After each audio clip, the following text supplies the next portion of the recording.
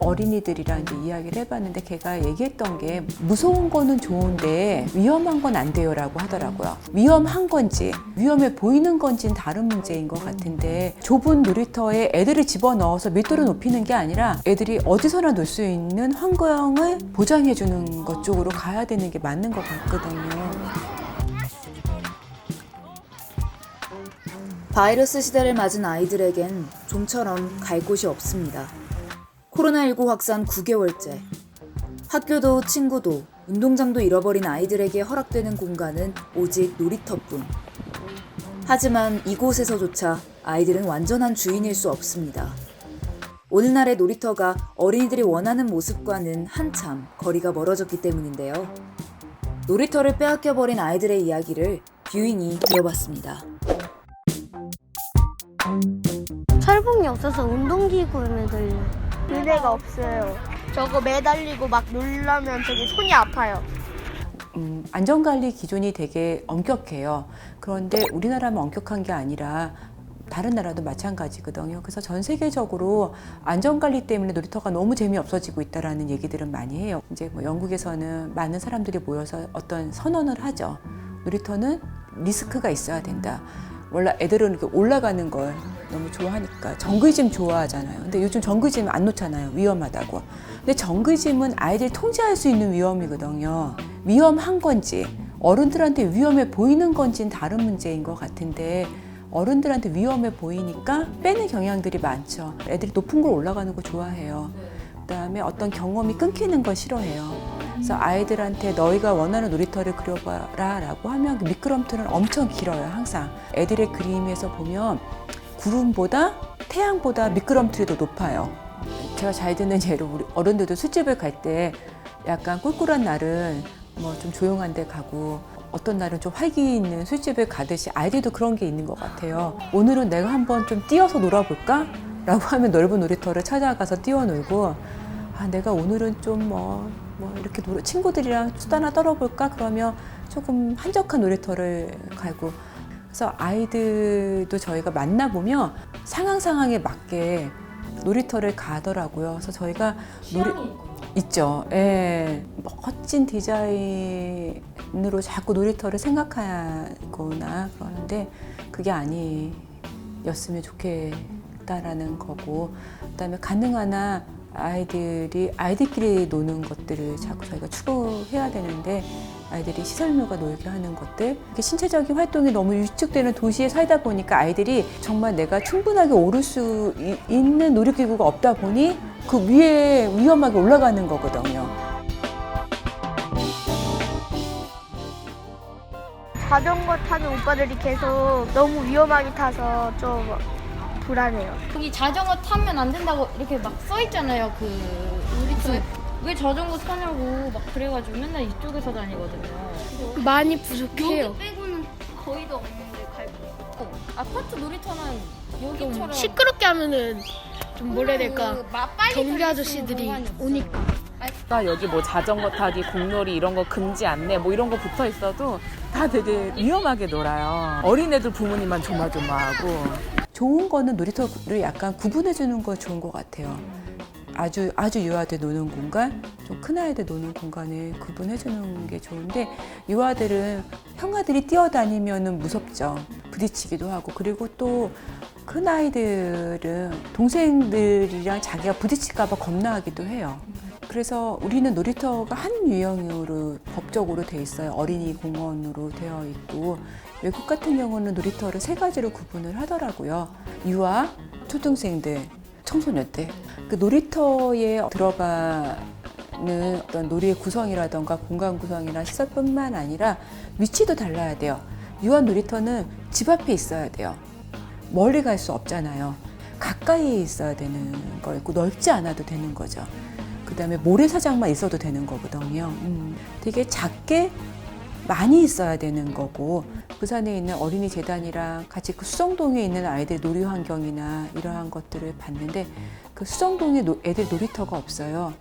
애들이 어디 가서 노냐면 상업지 가서 놀아요. 또 차도 너무 많이 다니고 그래서 보면 계단이 많아요. 산동네잖아요. 그래서 아동들이랑 그러한 차투리 공간을 좀 찾아냈어요. 그리고 저희가 아동들이랑 거기에서 좀 놀기도 했어요. 그래서 애들이 너무 좋아했어요. 초등학생 아이들은 걸어 다닐 수 있는 아이들이잖아요. 그러니까 저희가 학교와 집에 가는 길에 있어서 아이들이 학원에 가다 들려서 놀거나 이렇게 돼야 되는데 애들이 가지 않은 동선에 있어요. 우리는 좀 어떤 분포가 형평성에 대한 고민도 없기도 하고 그래서 코로나19의 확산은 놀이터가 더 이상 어린이들만의 공간일 수 없게 만들기도 했습니다. 야외 공간에 대한 수요가 급격히 늘어나며 한정된 오픈 스페이스를 두고 노인, 어린이, 청소년들이 제로섬 게임을 하게 된 것인데요. 어떻게 된 일일까요? 언니들이 너무 많이 와가지고 막 쓰레기 버리고 가고 방해하고 노는 거. 할아버지들도 여기서 담배 피지 않고 술을 마셔요. 여기서 그리고 욕도 한 적도 있어요. 디자이너도 그 공간에서 충돌이 일어나지 않게 열심히 디자인을 하지만 이용 밀도가 너무 높잖아요. 그런 부분들이 있고 그다음에 많아져야 되는 것 같아요. 공원이 그런 어려움을 갖고 있다라고 하면 다른 나라 애들은 잘 이해를 못 하더라고. 다른 나라 분들은. 왜냐면 거기는 워낙 오픈 스페이스가 그래도 많다 보니 선택권이 있는데 우리는 너무 없다 보니 그 공간 안에서 싸워야 되는 거죠. 노인들하고 아이들 거기다가 또 지하에 주차장 넣으면서 주차장까지. 도시재생을 할 때 도시재생은 민간 협력, 거버넌스를 되게 중시를 해요. 그런데 그 거버넌스에 오는 주민들이 누구냐가 되게 중요하잖아요. 그런 데를 가면 젊은 엄마, 특히 아동이 배제되죠. 그러다 보니까 놀이터는 항상 뒤로 가고 또 도시 재생하면서 많은 얘기가 나오는 게 주차 공간의 부족이에요. 그래서 하는 얘기가 놀이터 밑을 주차장으로 만들자. 그러면 그분들이 항상 하는 게 아니 애들한테 놀이터도 새롭게 지어주고 이참에 밑에 주차장 하면 많은 문제가 해결되지 않냐라고 하지만 아이들이 하는 말이 차량으로부터 위험한 경우는 서 있다가 갑자기 달리는 차, 주차장에서 나오는 차가 잘 무섭다고 하더라고요. 이제 혼자 다니기 시작하는 아동들, 그렇지만 아직 이런 주변을 살피기 어려운 아동들은 많이 차량으로부터 위험하거든요. 그래서 그러면 저는 크존 30 이하잖아요, 속도. 놀이터 주변도 그렇게 해야 될 것 같아요. 예. 넓었으면 좋겠고 저도 많이 안 아팠으면 좋겠고 분수도 나왔으면 좋겠어요. 그러니까 자전거들이 빨리 달릴 수 있는 직진 코스? 자전거 도로? 이런 거 만들었으면 제일 자전거 좋겠죠? 도로만 만들어도 고마워요. 공원에서 이제 자전거 탈 수 있는 곳을 만들어줬으면 좋을 것 같아요. 장애 아동들도 접근하거나 놀 수 있는 놀이터, 아이들이 좀 자연에 접할 수 있는 놀이터였으면 좋겠고 루즈파트 같은 스스로 놀 수 있거나 기구에 기대지 않고 놀고 친구들과 놀 수 있는 놀이터가 좋은 놀이터이지 않을까 생각이 듭니다. 그래서 되게 저희는 하나의 행태만 유도하는 시설물을 잘 놓지 않으려고 해요. 어퍼던스라는 단어가 있어요. 행동 유도성이라고 하기도 하고 그런데 이렇게 있으면 우리는 그냥 앉잖아요. 만약에 5살 짜이가 오면 어떻게 할까요? 그죠? 그게 행동 유도성인 거거든요. 그래서 어떤 환경이 갖고 있는 가능성들이 애들이 그걸 읽어내고 실현화시키는 거죠. 그러니까 그거에 중심을 두고 디자인을 해야 되는 게 놀이터인 것 같은데 저희가 자꾸 시설 중심으로 생각을 하거든요. 저희가 바구니 그네를 설치했었는데 그냥 일반 그네가 아니라 동그란 그네, 바구니 형태의 그래서 여러 명이 탈 수 있는 그거를 한 건데 그네를 설치한 이유도 아동들이 여럿이 들어가서 함께 노는 것들을 유도하기로 한 것뿐만 아니라 몸이 가누기 어려운 친구들이 누워서 타게. 그래서 통합 놀이터라는 게 저희가 장애아, 비장애아가 함께 노는 놀이터라고 얘기하면 많은 사람들이 장애인 놀이터야라고 생각을 하는데 그게 아니라 더 넓게 보면 아동들이 자신의 신체적 특성에 맞게 그다음에 자신의 능력에 맞게 놀 수 있는 곳. 시 통합 놀이터거든요. 그래서 그다음에 공놀이 공간에 두고 싶었어요.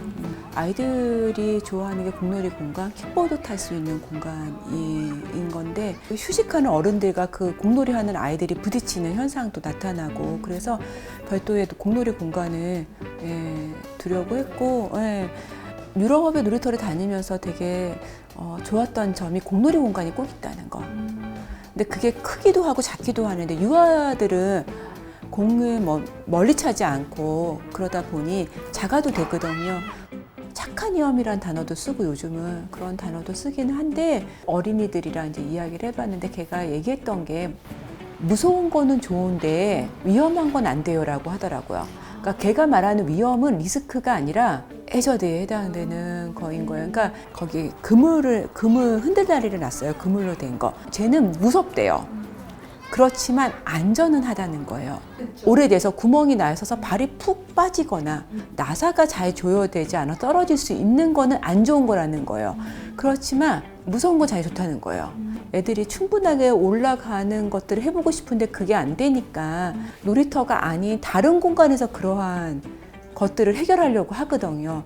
그래서 더 위험한 상황에 처하게 되니까 놀이터 안에서 모험을 하고 싶은 욕구라던가 그런 위험 감수를 하고 싶어하는 놀이들을 해줘야 더 아이들이 안전하게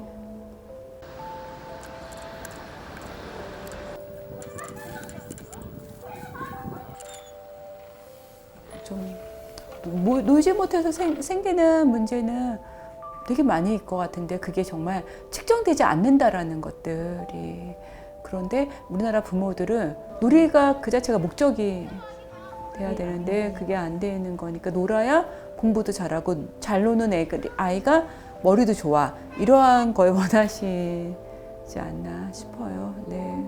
놀이 자체가 어떤 수단이 되지는 않지만 아이들은 놀이를 통해서 성장하는 건 너무나 맞는 거잖아요. 놀이가 목적이 아닌 공간에서도 애들은 놀 수 있게 해주는 것들이 필요하고 오히려 코로나 시대에 외국에서는 그러한 것들이 더 많이 보이더라고요. 그러니까 좁은 놀이터에 애들을 집어넣어서 밀도를 높이는 게 아니라 애들이 어디서나 놀 수 있는 환경을 보장해주는 것 쪽으로 가야 되는 게 맞는 것 같거든요. 영역성이 중요하잖아요. 다녀보면 아이들은 되게 초대받지 않는 존재잖아요, 도시. 이 동네는 애들이 많지 않아 라고 많은 어른들이 얘기하는데 많지 않은 아이들한테도 이렇게 환대해주는 도시가 그런 것들이 좀 필요할 것 같아요. 그다음에 놀이터와 관련된 아이들의 물리적 놀이 환경에 대한 장기적 계획들을 수립을 했으면 좋겠어요. 이렇게 되게 표를 얻는 수단으로서 놀이터 하나를 이렇게 멋지게 짓고 사진을 찍고 이런 거에서 벗어나서 놀이터에서의 안전에 대한 문제, 이 지역에서는 아이들을 어떻게 놀게 해야겠다라는 비전이 수립이 돼야 되는데 그 비전과 그 태도와 관점이 없이 자꾸 개별 놀이터를 멋지게 짓는 거에 집중 되게 한계를 많이 느끼는 것 같아요. 그다음에 이렇게 허망하다고 해야 되나? 좀 뭔가 이렇게. 한국 아이들의 미디어 이용 시간과 실내 놀이 비중은 매년 큰 폭으로 증가하고 있습니다. 대도시의 아이들 10명 중 7명 이상이 집에서만 놀고 있으며 하루 평균 3시간씩 휴대폰을 들여다보며 미디어 놀이에 몰두하죠. 한국은 명실상부 놀권리 후진국입니다. 아이들에게 논다는 것은 곧 세상을 탐색한다는 의미입니다. 답답한 지방과 손바닥만한 화면 속을 벗어나 진짜 세상을 샅샅이 탐험할 기회를 이제는 늦지 않게 돌려줄 때가 아닐까요?